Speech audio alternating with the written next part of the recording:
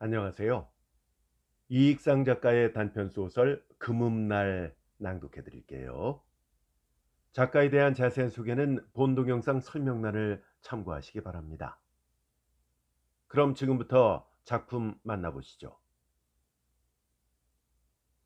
금음날, 이익상. 성우는 잠이 깨었다. 아직껏 전등불이 힘없이 켜져 있다.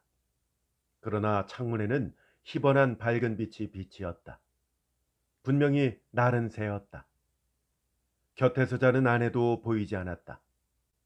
그리고 다만 아내가 누웠던 자리를 반이나 차지하고 누웠는 것은 4살이 된 그의 아들 문환이었다. 전구안의 심지는 누렇게 물든 국달한 실같이 보였다. 그것이 하룻밤을 밝혀주었으리라 생각할 수 없을 만큼 새어나오는 빛이 가늘었다. 그래도 서응훈은 그 전등을 한참 바라보는 동안에 눈이 부셔졌다. 다시 그는 눈을 스르륵 감고 말았다. 감고 있는 그의 눈앞에는 오늘의 할 것이 벌어지기 시작하였다. 빚쟁이, 원고지, 사진, 활자, 전차, 먼지, 윤전기, 시, 소설, 감상문, 그리고 활동사진 같은 모든 것들이다. 그는 아내가 누웠던 반이나 남은 자리까지 차지해가지고 몸을 좌우편으로 뒤적거리며 마음껏 뒹굴어 보았다. 그는 다시 두 활개를 뻗쳐 기지개를 켜보았다. 팔이 곁에 누웠던 어린 문안의 머리를 건드렸다. 이때 가늘게 비쳤던 전등도 탐방 꺼져버렸다. 방안이 파래진 듯하였다. 지금까지 붉은 빛으로 물들었던 방이 파란 빛으로 덧바른 듯하였다. 창문으로 흰 광선이 기어들었다. 그의 눈에서도 새로운 기운이 일시에 나왔다. 그는 뻗쳤던 손으로 눈을 비비고 한번 하품을 큼직하게 하였다. 기지개를 켜는 바람에 잠이 거의 절반이나 깼던 어린 것은 이 하품 소리에 두 눈이 번쩍 뜨였다. 그는 두 주먹으로 눈을 비비며 부스스하고 일어났다. 그러고는 사면을 한참 동안이나 무엇을 찾으려는 것 같이 바라보다가 엄마를 부르고는 응아 하고 울음을 내놓는다. 성우는 이제 잠은 다 잤군. 이게 또 울기 시작하니 하고 중얼거리며 벌떡 자리에서 일어나서 이불로 앞을 가리고 어린 것을 달랬다. 울지 마라. 참 착하다. 착한 사람은 안 우는 법이야. 이렇게 달래는 어조는 그다지 순하지 못하였다. 거의 나무라는 데 가깝다 할 만큼 뻗세었다. 아기는 달래는 말도 들은 척 만척하고 울며 엄마만 부른다. 성우는 골이 났다. 이 망할 것이 4살이나 처먹어가지고 울기는 왜 울어? 아침마다 꼭 지랄을 부려. 하고 나무라는 성우의 높은 말소리와 문환의 울음소리에 부엌에서 밥을 짓던 아내는 물 젖은 손을 앞치맛자락에다 씻으면서 방으로 들어왔다. 오, 내 새끼, 울기는 왜 울어? 착한 아이는 안 우는 법이야. 아내는 우는 문환을 이렇게 얼으며 두 손을 아이의 겨드랑이에 넣어서 번쩍 일으켰다. 아이는 두 발이 방바닥 위에 대롱대롱 매달리면서 엄마, 과자 하고 울음 섞인 목소리로 칭칭댄다. 아내는 문환에게 자리옷을 갈아입히면서 안 울면 과자 줄게. 착한 아이는 자고 일어날 때 안 울어. 그리고 어머니 안녕히 주무셨어요? 아버지 안녕히 주무셨어요? 하고 인사를 하는 법이야. 너도 내일부터는 인사를 해야지. 응? 한다. 그러나 어린애는 칭얼거리는 것을 그치지 않는다. 아내는 책상 위에 놓였던 새 양철갑에서 가퍼란 비스켓을 한 줌 내어 어린 것의 손에다 쥐어준다. 문화는 언제 울었던가 의심할 만큼 어느덧 그의 두 눈은 샛별처럼 반짝거리고 입은 함박꽃처럼 벙글벙글하였다. 아내는 어린 것을 달래놓고 다시 바깥으로 나갔다. 문화는 자기 어머니의 치마꼬리를 잡고 바로 뒤를 따라간다. 성우는 인제야 눈을 비비고 일어난 아이에게 과자를 주는 것이 좀 마땅치 못하였다. 그러나 어린 것이 눈을 비비고 일어나면 반드시 과자를 손에 쥐어야 하는 것이 버릇이 되다시피 하였다. 그리하여 그늘에 와서는 자고 일어나서는 을의 주일 줄 알고, 또한 어머니 되는 이는 을의 손에 과자를 쥐어줄 줄 알았다. 이런 것을 고쳐줘야 하겠다고 성우는 늘 생각은 하였지만 입 밖에 내 말한 적은 없었다. 그러나 다행히 과자를 주고도 별탈이 없는 것이 그대로 성우의 간섭을 막아버리고 만 것이었다. 오늘도 성우는 마음으로만 불길하게 생각할 뿐이었다. 아내와 어린 것이 바깥으로 나간 뒤로는 방안이 대단히 고요하였다. 성우는 다시 자리에 몸을 던져 누웠다. 곁방에서는 아내가 어린 것을 데리고 무엇이라 말하면서 밥상 차리는 소리가 들렸다. 이 소리에 성우는 귀를 기울이며 한편으로는 생각하였다. 아침밥을 어떻게 짓게 되나? 그에게는 아침밥을 짓게 되는 것이 희한한 일처럼 생각이 났다. 그리고 또다시 아이 참, 오늘이 금음날이지 하고 생각이 문득 나서 별안간 잠이 간 곳이 없고 가슴이 답답해지는 듯 했다. 그는 자기가 다니는 신문사에서 월급을 두어 달이나 받지 못하였다. 월급이 제달 그 날짜를 어기지 않고 나올 때도 그의 받는 것만으로는 세 식구의 생활을 유지할 수가 없었다. 집세, 쌀값, 반찬값, 신문 대금, 전기등값, 수도값. 이것제하고 저것제 해버리면 다달이 부족이 20여 원이 났었다. 이 부족한 것은 시골에 있는 친구에게 구걸을 하거나 또는 다른 신문 잡지사에서 주는 약간의 원고료로 겨우 보충해 오던 터였다. 이러한 그의 살림에 월급이 두 달이나 밀리고 보니 그의 지냄은 말할 수 없는 궁경에 이르고 말았다. 그리하여 그들이 밥을 먹는 것은 즉 욕을 먹는 것이었다. 이 마귀란 놈은 꿈을 먹고 산다 하더니 우리는 욕을 먹고 사는 셈이야 하고 성우가 자기 아내에게 너무 면괴할 때면 우스운 말 비슷하게 이런 말도 해오던 터였다. 집세를 내지 못한 것은 오히려 그들에게 걱정이 아니었다. 쌀가게, 반찬가게, 두부장수, 무엇 하나 할 것 없이 거래가 다 막혔다. 이와 같은 자질구레한 빚을 두 달 동안을 두고 오늘 내일 연에 밀려왔다. 어떤 때는 내일 주지 하는 말을 아무런 대중도 없이 그대로 내놓는 일이 있었다.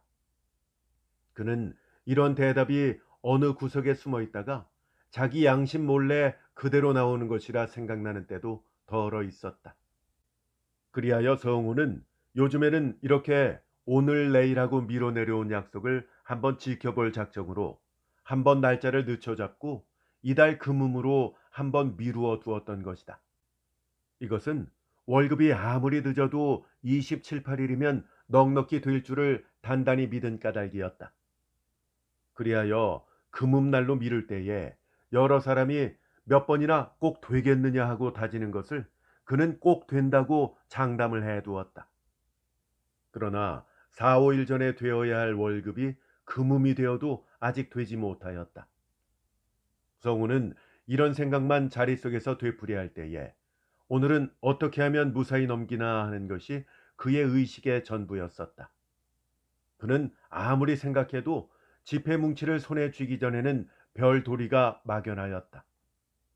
이것도 성우 혼자면 일찍이 집을 떠나 신문사 같은 데로 가서 조그마한 창피는 피할 수도 있었다. 그러나 아내더러 혼자 집에서 그런 창피를 당하라는 것은 너무나 염치 없는 일이었다. 그도 어찌할까 하고 생각했지만 별 수가 없었다. 어서 세수하고 진지 잡수세요 하는 아내 부르는 소리에 깜짝 놀라서 성우는 밖으로 나갔다. 아침밥이 벌써 다 된 모양이었다. 성우는 부엌에서 세수를 하며 물었다. 오늘 아침은 왜 이렇게 일러요? 아내는 밥상 위에 밥그릇을 올려놓으며 오늘은 일찍 좀 나가라고요. 한다. 무슨 일이 있어? 어디를 가? 오늘이 금음날이 아닙니까? 졸리기 싫으니까요. 집은 어떻게 하고? 이 온종일 말이지. 성우는 이렇게 묻기는 했지만 속으로는 일이 무던이 되었다고 생각하였다. 자리에 누웠을 때부터 여편네 혼자 빚쟁이에게 졸리라고 할 수도 없는 일이요. 그렇다고 어느 곳으로 피난을 가라고 권할 수도 없었다. 아내가 자발적으로 피난서를 끄집어낸 것은 참으로 오늘 하루를 아무 일 없이 지나가기에는 무던히 잘된 일이라고 하였다. 살림이라고 뭐 잃을 것이 있어야지요. 요 알뜰한 부둥가리 살림을요. 아내는 이렇게 말하기는 하지만 그녀 얼굴에는 불쾌한 빛이 감출 수 없이 보인다. 성우는 아무 말도 다시 못하고 얼굴을 씻기만 하였다. 나 혼자 어떻게 졸려요. 대체 월급이 언제나 된대요? 아내는 주부의 직분을 버리고 피난을 하게 된 것은 부득이한 이유라는 것을 설명하듯이 이렇게 재차 묻는다. 오늘 될는지는 알 수 없어. 오늘 내일 하니까. 성우도 또 역시 확실한 대답을 못하였다. 오늘도 만일 안 되면 큰일 났구려. 아내는 성우에게 확실한 대답을 얻지 못하고는 더욱 실명없는 얼굴을 보였다. 성우는 수건으로 얼굴을 닦으며 밥상머리에 앉았다. 밥상은 말짱하였다. 된장찌개와 김치뿐이었다. 성우는 이와 같은 것이라도 먹게 된 것이 감사하다고 생각하였지만 생각과 입맛은 좀 달랐다. 밥이 잘 들어가지 않았다. 두어 숟가락 들다가 자기 아내를 불렀다. 여보, 반찬도 없는 밥을 따로따로 먹을 것이 뭐 있겠소? 이리 와서 같이 먹읍시다.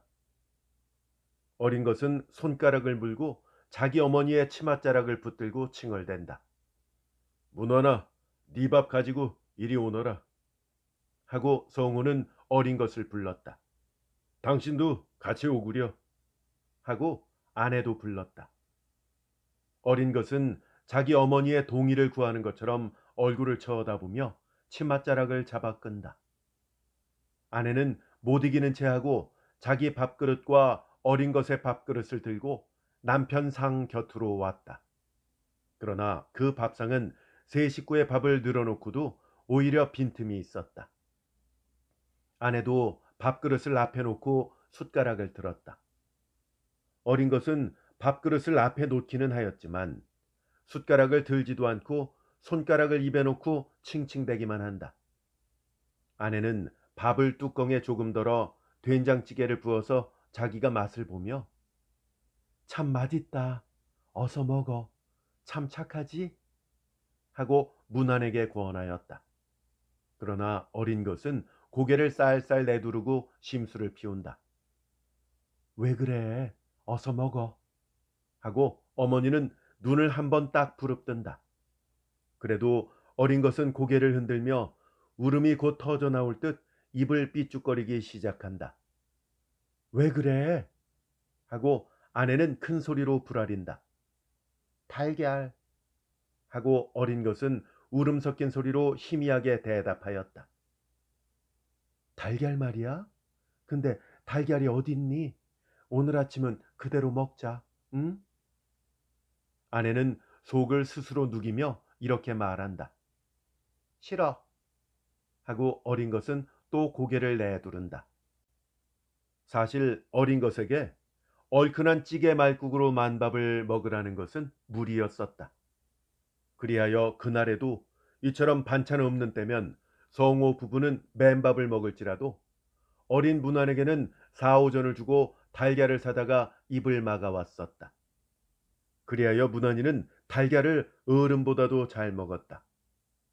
오늘에도 반찬 없는 밥인즉 자기 앞에는 달걀이 을에 오리라고 기대하였던 것 같았다. 그러나 바라던 달걀은 오르지 않고 매콤한 찌개만이 오르게 된 것을 불평으로 알고 까탈을 부리던 판이었다. 아내는 다시 눈을 부릅뜨고 어서 먹으라고 얼으며 어린 것을 위협한다. 어린 것은 들었던 숟가락을 놓고 삐죽삐죽 울음을 터뜨리려고 한다. 아내는 울려는 문안을 자기 앞으로 잡아당겨 앉히고 자기가 친히 숟가락으로 밥을 떠서 그의 입에다 대주며 이것 봐, 참 맛있지? 그대로 먹으면 저녁에는 아버지하고 진곡에 가서 좋은 장난감하고 맛있는 과자하고 또 좋은 옷감하고 막 이렇게 사가지고 오자. 응? 하고 한편 손으로 물건을 어떻게 많이 살 것을 형용을 해가며 달랜다. 과자? 응. 장난감 땡땡 전차 사줘. 하고 어린 것은 주는 밥을 받아먹고 다시 숟가락을 자기 어머니 손에서 빼앗아서 자기가 들고 펑펑 먹기 시작한다. 성우와 그의 아내는 겨우 안심이 된 듯이 숟가락을 들고 밥을 뜨기 시작하였다. 그러나 성우의 입에는 밥이 넘어가는 것이 평일보다는 몹시 껄끄러운 것을 느꼈다. 이것 까딱하면 또 어린 것에게까지 거짓부리를 하게 되겠군. 저희가 무슨 돈으로 진고개를 간다고 하나? 하고 성우는 말을 하고 싶었지만 어린 것이 울음을 그쳤으므로 그대로 참았다. 아내도 가끔 어린 것을 달래가며 밥을 먹기는 하는 모양이지만 역시 잘 넘어가는 것 같지는 보이지 않았다. 밥을 다 먹은 뒤에 성우는 옷을 주섬주섬 차려입고 아내에게 저 피난을 가려면 준비를 일찍이 해야지요 하였다. 먼저 나가세요. 나는 천천히 무난히하고 나갈 터이니까요. 아내는 밥상을 치우면서 대답하였다. 가면 어디로 가는 줄이나 알아야지. 하고 서홍호는 물었다. 뭐 가면 어디 별로 갈 데가 있나요? K의 집으로 가야죠. 하고 아내는 귀찮은 듯이 대답한다. 그러면 이렇게 합시다. 오늘 돈이 될는지도 알 수 없으니까 당신이 회사로 전화를 한번 걸어주구려. 성우는 만일 월급이 나오면 문환에게 약속한 대로 과자도 좀 사주고 장난감도 좀 하나 사주려고 아내와 함께 진고개라도 가볼까 하는 생각이 난 까닭이었다. 언제쯤 하면 좋겠어요? K의 옆집에 전화가 있어요. 하고 아내는 얼굴에는 얼마만큼 반가워하는 기색이 나타난다.締め切리가 2시쯤 되니까 3시쯤 걸어보구려. 성우는 회사에서 나올 시간을 대중하여 이렇게 알려주었다. 월급이 오늘은 꼭 좀 되었으면 살겠는데. 아내는 또 이상한 듯이 이렇게 중얼댄다. 월급이 오늘 나오면 진고기에나 갑시다. 문환이에게 거짓말을 할 수 있나? 성우는 이렇게 말하고 아내와 자식의 얼굴을 바라보았다. 과자, 진고개, 장난감 사주게. 이런 단편적 말에 어린 것도 기가 뜨인 것 같이 벙글벙글 웃는 듯하다. 자, 그러면 어서 피난 갈 준비나 해야지. 하고 아내는 빙그레 웃는 눈으로 성호의 얼굴을 바라보며 방으로 들어가서 거울을 내놓고 머리를 고쳐 쪽지기 시작한다. 성호는 문을 열고 해를 대중해 보았다. 평일보다는 1시간이나 이른 듯하였다. 여름 해는 아직도 낙산 위에서 몇 길이 되지 못하게 올라왔다. 그는 혼자 나가기가 못하였고 또 아내가 나들이 준비를 다 차리도록 기다리기도 좀 어떠하였다. 그러나 오늘은 시간도 이르고 다만 한시라도 아내 혼자 집에다 내버려 두는 것은 너무나 무자비한 것 같았다. 또한 이와 같이 책 위에 몰려 피난을 하게 된 이상해야 같이 피난하는 것도 떳떳한 것처럼 느껴졌다. 그리하여 그는 이왕에 이렇게 시간이 일렀으니 같이 나가보겠다고 마음으로 작정하였다. 여보, 그러면 같이 나갑시다. 하고 서웅호는 모자를 벗어 벽에 걸고 다시 앉았다. 그러면 좋지요. 아직도 시간이 이르니까 기다려주세요. 얼른 차릴게요. 아내는 이렇게 기쁜 듯이 말하고 다시 어린 문안을 보며 아버지도 같이 가신대. 그리고 저 K 아주머니 집에 가서 애기도 보고 하고 일러준다.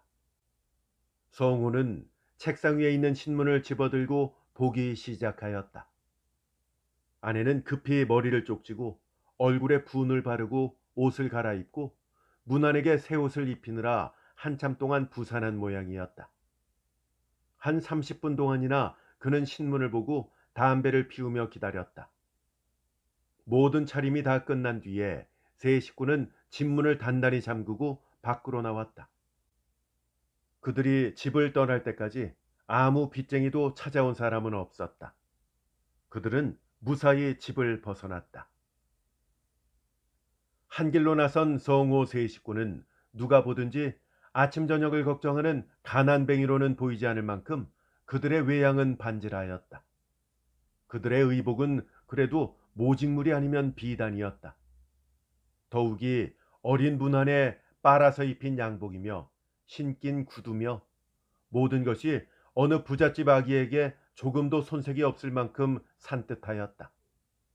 그리고 아내 의복 차림도 수수한 것이지만 어쩐지 곱게 꾸민 어린 문안을 앞세우는 것이 훨씬 돋보였다.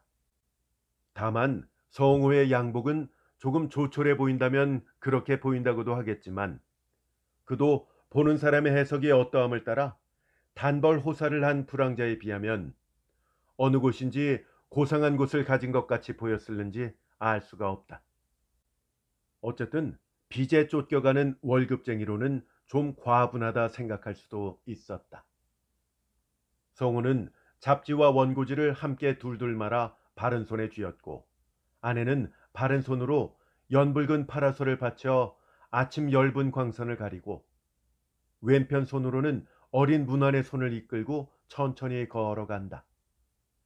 성우는 아내와 자식을 앞에 세우고 느르적느르적 걸었다. 시간이 너무나 이름인지 평일의 아침과 같이 여러 월급쟁이 행녀를 만나지 못하였다. 그들이 사는 동리는 동소문한 한적한 곳인 까닭에 집세도 싸고 또 공기도 좋았다. 그런 관계인지 일본 사람 조선 사람 할 것 없이 월급쟁이가 많이 살았다. 그리하여 그가 자기 집에서 창경원 전차 종점까지 아침 저녁으로 왕래하는 동안에 온 길에 드문드문 널려 걸어가는 것은 거의 전부가 월급쟁이로만 평일부터 보아오던 터였다. 그러다가 오늘 일찍이 집을 떠나 자기 가족끼리만 걸으면서는 그런 여러 사람을 보지 못하게 된 것이 어쩐지 좀 회척한 생각도 문득 났다.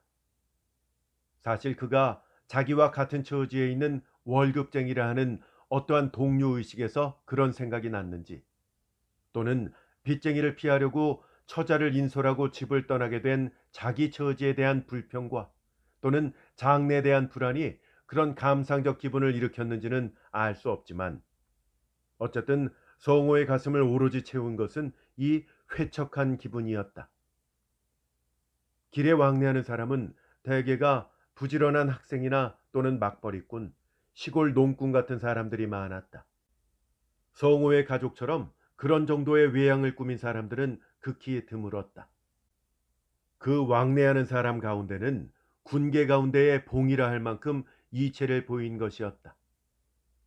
성호 자신도 별로 다른 사람보다 우월하다는 의식을 가지려 해서 가진 것은 아니로돼 어쩐지 그의 마음의 어떤 한 구석에 저들과 자기와는 다르다는 의식이 숨어 있는 듯하였다. 이런 의식이 본능적으로 그의 머리에 떠오를 때에 성우는 자기 생각이 너무나 번잡하다고 스스로 나무라고도 싶었다. 집에서 나오면서부터 아무런 줄 모르는 어린 것은 별말을 다 물어본다. 새삼스럽게 어디를 가느냐? 저건 무엇이냐? 저 말은 어디로 가느냐? 저건 무슨 나무냐? 꺾으면 나쁘냐? 이렇게 자기가 보고 느끼는 것이면 반드시 앞뒤를 돌아보고 자기 어머니에게 묻는다. 그러면 어머니 되는 이도 귀찮지도 아니한지 일일이 지금 아주머니 집에 가는 거야. 저건 능금나무야. 꺾으면 걱정을 듣는다. 이렇게 대답을 해가며 어린 것과 거의 보조를 맞추다시피 걸어온다. 성우는 속이 답답한 적도 없지는 않았지만 자기도 역시 자기 것 딴 생각을 하느라고 걸음이 자연히 늦어졌다. 물론 이와 같이 이른 아침부터 집세 재촉이나 신문값 받으러 올 사람도 없겠고 또 불행히 만나게 된다 할지라도 이런 큰 한길 가운데서 설마 창피를 줄 사람이야 있을 리는 없으리라고 생각을 하면서도 그는 어쩐지 그들을 만나면 어떻게 할까 하는 두려움이 머리에서 떠나지 않았다. 이런 이유로도 그는 한 길에 가는 사람을 딴 생각만 하는 중에도 가끔 유심히 바라보고 오던 중이었다. 그들 세 사람은 박석곡에 이르렀다. 성우는 문득 생각이 난 것이 있었다. 그것은 자기 주머니에 전차표가 한 장은 있지만 아내가 탈 차비가 있는지 없는지 하는 것이었다. 저 여보, 전차표 있어? 하고 성우는 아내에게 물었다. 5전밖에 없어요. 하고 아내는 오춤에서 지갑을 꺼내려 한다. 꺼낼 것 없어. 뭐 그러면 되었군. 나한테 전차표 한 장이 있으니까. 성우는 겨우 마음이 놓였다. 만일 오전이 없었더라면 자기는 자기 신문사까지 꼭 걸어가는 수밖에 별 수가 없었다. 아내더러 어린 것을 데리고 걸어가라고야 물론 할 수 없는 터이다. 그는 창경원 앞 전차 정류장에서 돈 5전으로 이런 날 미운 이별을 겨우 면하게 된 것을 마음으로 얼마만큼 다행히 여겼다. 그는 이러한 찰나의 안심과 또는 조그마한 곤란에서도 우연히 벗어나게 된 것에서 어떤 일종의 기쁨을 느끼는 자기 마음이 얼마나 천박한지 그것을 비웃고도 싶었다. 그러나 이러한 찰나의 마음이 조이고 늦춰지게 되는 기쁨조차 없다면 일생이 얼마나 영영 고적하고야 말 것을 생각하니 이 역시 살아가는 동안에 조그만 파문의 심기회전이라 하였다. 그는 박석고개에서 아래로 비스듬히 내려지는 큰 길 한편으로 걸어갔다. 창경원의 돌담 위로 넘어다 보는 소나무 위에는 벌써 아침 해가 비추며 새움의 연한 녹색과 옛잎의 거무충충한 녹색이 분명히 보인다.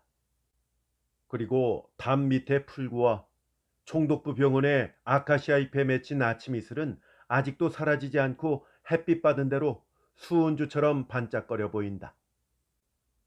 아침에 박석고개와 창경원 일대 길을 걸으며 성우는 어떤 상쾌한 생각이 들었다. 그러나 그것도 순간이었다.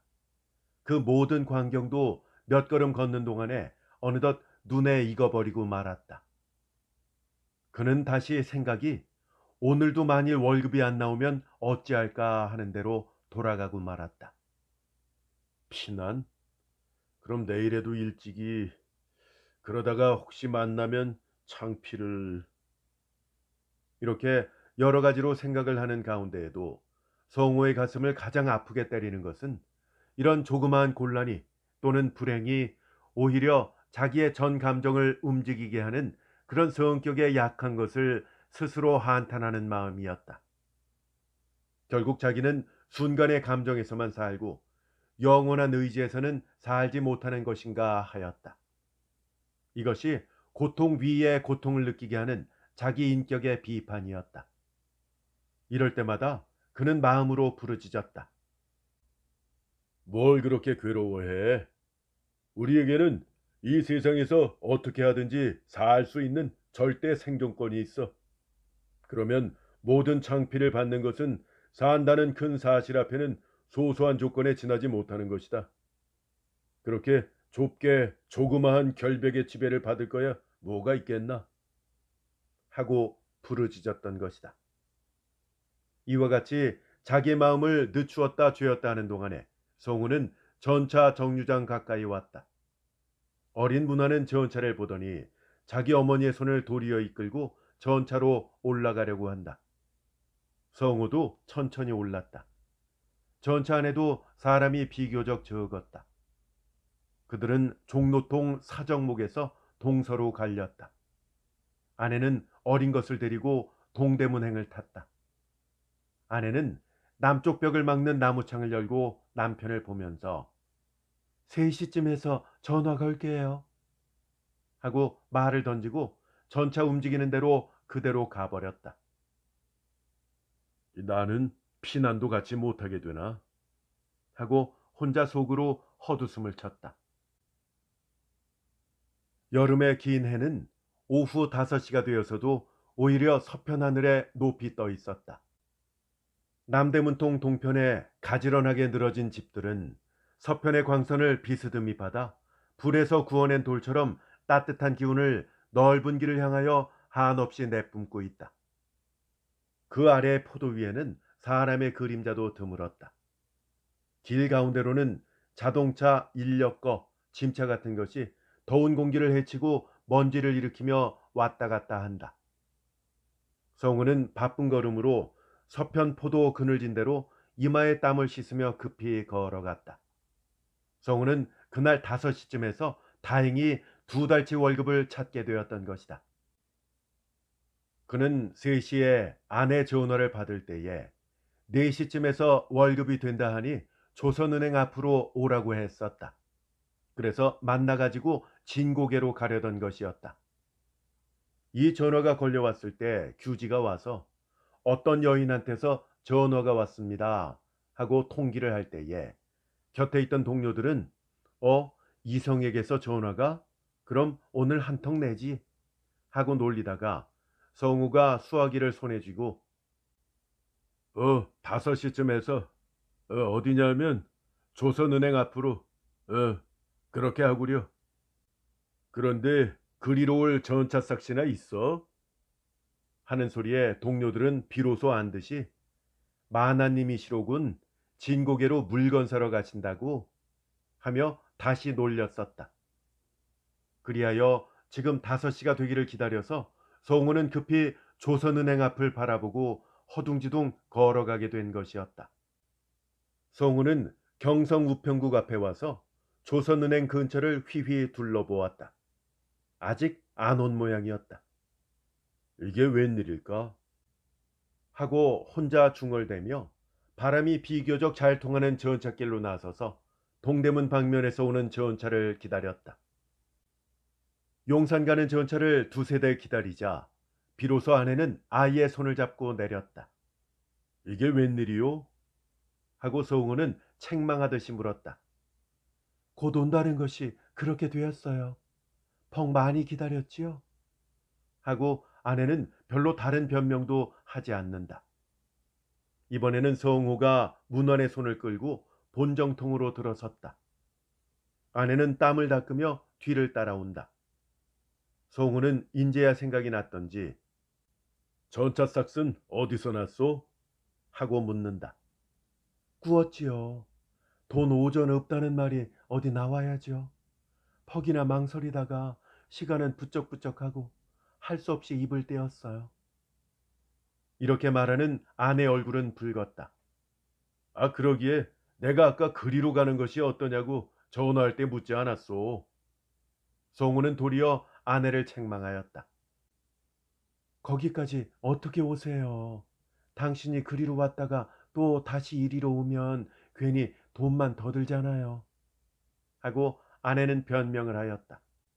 아니, 그런 이해를 가릴 만큼 이기적이면서 좀 뻔뻔하게 전차 삭시 없다는 말은 왜 나오지 않았을까? 하고 성우는 좀 비꼬아 보았다. 아내 얼굴은 빨개졌다. 성우는 동정의 눈으로 바라보았다. 너무나 가엾은 생각이 난 까닭이었다. 아내는 다시 말도 하지 않고 걸어올 뿐이다. 자전거가 종을 울리고 곁으로 휙 지나가는 바람에 성우는 뒤로 주춤하였다. 그러면서 뒤따라오는 아내를 보았다. 얼굴에 암상이 흘렀다. 그가 불쑥 내놓은 말이 아내 자존심을 깨뜨려 버린 것이었다. 생각하면 미안하기도 하고 가엾은 생각도 들었다. 문화나 너는 엄마하고 오너라 하고 성우는 잡았던 문안의 손을 아내에게로 보내며 말을 걸어 보았다. 이리 온 하고 아내는 문안의 손을 끈다. 성우는 다시 할 말이 없었다. 저 과자는 어디 가서 살까? 하고 성우는 다시 말을 붙였다. 아무데나 깨끗한 데로 가요. 하고 아내는 이렇게 대답한다. 어린 것은 과자라는 말에 귀가 번쩍 뛴 듯이 과자, 전차, 아버지 한다. 조그만 과자집에 들어가서 여러 가지로 무난히 두고 먹을 것과 손님 오면 대접할 것을 사들고 나왔다. 어린 것은 과자를 보고는 신명이 난 것처럼 자기 어머니와 아버지에게 말을 걸어본다. 성우는 서점에 들어가서 잡지를 서너 권 샀다. 아내는 남편의 책을 사는 동안에 문환이를 데리고 그림책을 구경하고 섰다. 성우는 책을 싸서 들고 아내더러 가자고 하였다. 아내는 어린 것의 손을 잡고 나오려 하였지만 문화는 나오지 않고 책을 사달라고 칭얼거린다. 성우는 아들더러 마음에 드는 책을 고르라고 했다. 한참 동안을 두고 고른 것은 전차 그림이었다. 그것을 손에 쥐고 나온 문화는 한 길에서 책을 들고 보려고 한다. 아내는 집에 가서 엄마하고 함께 보자, 응? 하고 말린다. 그러나 문화는 듣지 않았다. 자전거와 인력거가 뿡뿡거리고 지나간다. 성우는 조마조마한 위태한 생각에 걸음이 걸리지 않았다. 저 그러면 장난감 안 사준다. 하고 성우는 한번 위협을 해보았다. 그 위협은 바로 효력이 생겼다. 아이는 책을 어머니에게 맡기고 손잡힌 대로 그대로 아무 소리 없이 따라온다. 그들은 다시 장난감을 샀다. 어린이의 얼굴에는 기뻐하는 빛이 더 나타났다. 그는 좋아서 땡땡 징징을 연해 부른다. 그들은 에스백화점 앞에 당도하였다. 그 쇼윈도 안에는 여름의 파라솔, 속옷, 양말, 여러 가지 장화를 빛깔의 조화와 물건의 배치에 아무 결점을 발견할 수 없을 만큼 보기 좋게 꾸며놓았다. 아내는 어린 것의 손을 잡은 채 우두커니 서서 그 안을 굽어다 본다. 그 얼굴에는 하나 샀으면 하는 기색이 나타나 보인다. 성우는 아내 것이라고는 아무것도 산 것이 없는 까닭에 좀 미안한 생각이 들었다. 여보, 당신 것도 무엇 하나 삽시다. 뭐 솔, 양말, 아니면 속옷. 하고 눈에 닥치는 대로 물었다. 관두세요. 돈도 많지 않은데. 하고 아내는 사양을 한다. 아니, 온 김에 하나 사가지고 갑시다. 하고 성우는 앞을 서서 들어갔다. 저 분이 없는데요. 왜 비누도 없고요. 아내는 가장 실용품을 말한 것처럼 보였다. 그러면 나온 김에 다 사가지고 갑시다. 하고 성우는 호주머니에서 봉투를 내서 5원짜리 한 장을 끄집어 내 주었다. 아내는 그걸 받아들고 이리저리 다녔다. 이거 다 쓰면 안 되지요? 하고 아내는 묻는다. 기왕에 한번 내놓은 것이라 그 중에서 남기라고 말하기는 어려운 것 같았다. 그래서 성우는 이 돈은 여기도 많이 있으니까 살 거 있으면 다 사구려 하였다. 아내는 이것저것 자기가 긴급히 소용될 것을 골라놓고 값을 치른 뒤에 남편을 바라보면서 아유, 이거 얼마 안 될 줄 알았더니 5원이 거진 다 되네요. 하고 미안한 얼굴을 보인다. 산 물건 가운데는 성호의 양말과 넥타이도 들었다. 성우는 아내가 자기 것보다도 성우 자신의 것에 많은 돈을 들이는 것이 미안하기도 하고 기쁘기도 하였다. 넥타이는 이것도 좋은데 그만두구려 하고 성우는 말렸다. 이 넥타이 문제로는 평일에도 아내와 여러 번 말해오던 터였다. 돈만 생기면 가게에서 감을 떠다가 만들자거니 또는 만든 것을 사자거니 하고 때묻고 헌 넥타이 맬 때마다 문제거리가 되어오던 터였다. 이렇게 물건을 사는 동안에 어느덧 서편 하늘에 높이 있던 해도 서편으로 훨씬 기울어졌다. 본정통의 좁은 길은 석양 햇빛과 땀 흘린 사람으로 가득 찼다. 성호 부부의 등에도 땀이 차올랐다. 그리고 그들은 허출한 기운이 들었다. 우리 뭐 좀 먹고 갑시다. 하고 성호는 말을 내었다. 먹긴 뭘 먹어요. 그대로 집에 가서 밥이나 좀 일찍 지어 먹지요. 하고 아내는 반대를 한다. 무엇을 먹는다는 소리에 문화는 어머니의 손을 끌며 빵을 사달라고 한다. 여보, 너무 더우니까 그럼 아이스크림이나 하나 먹읍시다. 하고 성우는 두말하지 않고 일본 사람의 빙수 가게로 들어갔다. 아내도 어찌할 수 없어서 따라 들어갔다. 그들은 그 가게에서 선풍기 바람에 땀을 들이고 아이스크림에 헛장단을 친 뒤에 한 길로 다시 나왔다. 조금 앉았더니 더 피곤해요. 이제는 다리에 힘이 풀리는 것 같아요. 하고 아내는 피로하다고 말한다. 나도 퍽 피곤한데. 성우는 웬일인지 정신도 평일보다 흥분된 것도 같았고 몸에 맥이 풀린 것도 같았다. 어서 가서 밥을 또 지어야죠. 하고 아내는 걱정하듯이 또는 탄식하듯이 말한다. 아내의 또 밥을 지어야지 하는 또의 의미는 인제 가서 밥을 어떻게 짓나 걱정하는 마음을 감출 수 없이 그대로 내보인 것이었다. 여보, 오늘은 기왕에 늦었으니까 어디 가서 간단하게 양식이라도 사 먹고 밥 짓는 건 그만두시오. 하고 성우는 아내의 의견을 물었다. 비싼 걸 사 먹어서 뭘 해요. 귀찮지만 고기나 좀 사가지고 가서 구워 먹지요. 하고 아내는 반대를 한다. 뭐 이따금 뭐 양식 같은 것도 좀 먹어보지 그래. 돈이 드니까 걱정이지요.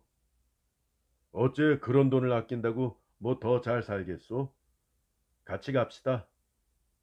하고 성우는 다시 앞을 서서 황금정으로 내려와 조촐한 A 레스토랑으로 들어갔다. 그리하여 성우 세 식구는 저녁을 마친 뒤에 레스토랑을 나와 한 길로 걸었다. 해는 벌써 저물었다. 온종일 더위에 부대낀 사람들의 그림자가 낮보다도 큰 한길에 훨씬 많았다. 그러나 더운 볕에 단 한길에는 아직까지도 더운 김이 식지 않았다. 거리로 새 나오는 각 상점 전등불은 더욱 더워 보였다. 그들이 이리저리로 산보를 하고 천천히 걸어서 자기 집으로 돌아올 때는 벌써 밤 10시가 가까웠다. 집에 들어와서 의복을 갈아입고 방문을 훨씬 열어놓고 서늘한 바람을 쏘이고 있었다. 문헌이는 아까부터 잠이 와서 칭칭대었다. 할 수 없이 성우는 양복 저고리를 벗어 아내에게 들리고 어린 것을 업었다. 걸음질이 익숙지 못한 데다 잠든 어린아이의 허리와 고개가 따로 놀아서 근드렁거렸다.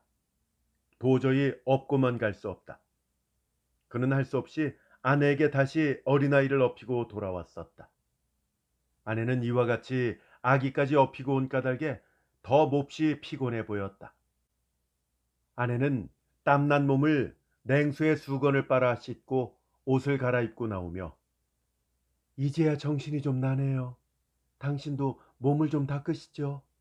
하고 권한다. 그렇게 해볼까? 이 몸이 끈끈해서 견딜 수가 없는걸. 하고 성호도 부엌으로 들어갔다. 수통 옆에 가서 콸콸 쏟아져 나오는 물에 수건을 빨아 닦으려 하였다. 아내는 방 안에 모기장을 치고 문환이를 그 안에다 뉘었다. 그리고 부엌으로 나오더니 제가 잘 씻어드릴게요. 하고 수건을 성호의 손에서 뺏으려 한다. 그만두구려. 다 씻었으니까. 하고 성호는 수건으로 얼굴을 문지르며 방으로 들어왔다. 더위도 어지간히 물러갔고 또한 물로 닦은 까닭에 온몸이 피로를 잊을 만큼 정신에 상쾌한 맛이 났다. 그러나 몸이 가뿐하기는 하면서도 역시 전신이 씩씩한 힘이 없었다. 그리하여 성우도 모기장 속으로 들어가 누웠다. 모기장 안은 얼마만큼 더운 듯하였다. 그러나 못 견딜 더위는 아니었다. 아내는 부엌으로 곁방으로 한참 찾아다니다가 그날 사가지고 온 물건을 전등 앞에서 일일이 풀어 검사한 뒤에 넣을 곳에다 넣고 전등을 끄고 모기장 안으로 들어와서 남편과 아들 사이에 누웠다. 바깥에서는 동리애들이 장난치고 다니는 소리가 들린다. 그리고 더위를 피하여 집안 여러 곳으로 나온 동리 사람의 수군대는 소리도 들렸다. 성우는 잠이 올 듯하면서도 잘 오지 않았다. 퍽 피곤하지? 돈 쓰고 몸 고달프고 하고 성우는 입을 떼었다. 아주 맥이 탁 풀리는 거려. 문환이도 꽤 고난 모양이에요. 하고 손으로 문환의 뺨을 쓰다듬어 준다. 내 양복 저고리 안주머니에 돈이 들어있으니까 내일 일찍 일어나거든 동리의 외상값 같은 것은 미리 좀 갖다 주구려. 하고 성우는 내일 아침 일을 부탁하였다. 오늘 와서 욕을 아마 산더미같이 했겠지요. 하고 아내는 욕먹은 것이 안 된 것처럼 말한다. 물론 그랬겠지. 참으로 창피해요. 그래도 돈만 주면 오늘 한 욕은 잊어버린 듯이 다시 굽실굽실 하겠지. 뭐 사람이 욕 안 먹고 한 세상 살아갈 수 어찌 있겠소? 하고 성우는 하품을 속으로 가만히 하였다. 욕도 먹을 때 먹어야지요. 외상값 안 주고 먹는 건 좀 안 됐어요. 안 되기야 안 됐지. 참으로 이런 살림 귀찮아서 못 하겠어요. 그렇지만 뭐 어떻게 할 수 있어? 이런 월급 생활 말고 어떻게 달리 살 도리가 없을까요? 더구나 그것을 믿을 수도 없는데 날마다 졸려서 못 살겠어요. 마음을 하루라도 편히 먹고 살 수 없을까요? 하고 아내는 잘 나오지 않는 월급에 분매어서 하는 것을 원망하듯이 말했다. 글쎄, 지금 형편으로는 별 도리 없어요.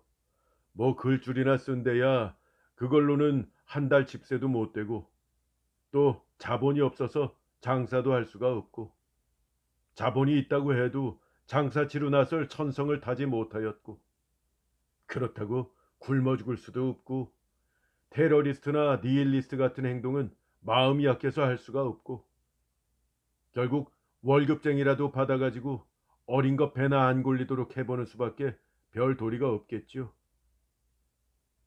하고 한참 동안 숨도 쉬지 않고 대번에 이렇게 절망적으로 대답하였다. 이렇게 말하는 동안에 성우도 얼마만큼 흥분하였다. 참으로 딱한 일도 많아요. 하고 아내는 한숨을 내쉰다. 별 수 없겠지. 뭐 이것도 못해서 굶어 죽는 사람도 많으니까. 우리는 무던한 폭이라고 뱃속을 좀 편하게 먹는 수밖에 별 도리가 없겠지. 글쎄요. 하고 아내는 시원치 못한 대답을 한다. 성호의 눈에는 월급 받는 때의 자기의 광경, 그것을 받아가지고 조선은행 앞으로 다름질하는 광경, 이 모든 것이 다시 어떤 환영처럼 전개되었다. 어떤 딴 사람의 행동을 비판하는 사람과 같은 느낌이었다. 지금 누워서 생각하는 사람은 먼저 돌아다니던 사람과는 딴 사람 같은 느낌이었다. 아내도 무엇인지 생각하는 듯하였다.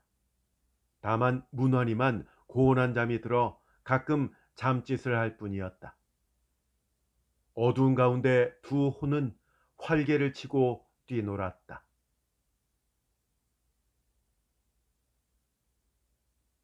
이익상 작가의 단편소설 금음날이었습니다. 재밌게 잘 감상하셨습니까? 끝까지 함께 해주셔서 대단히 감사합니다. 다음에 더 좋은 작품으로 함께 할게요. 안녕히 계십시오.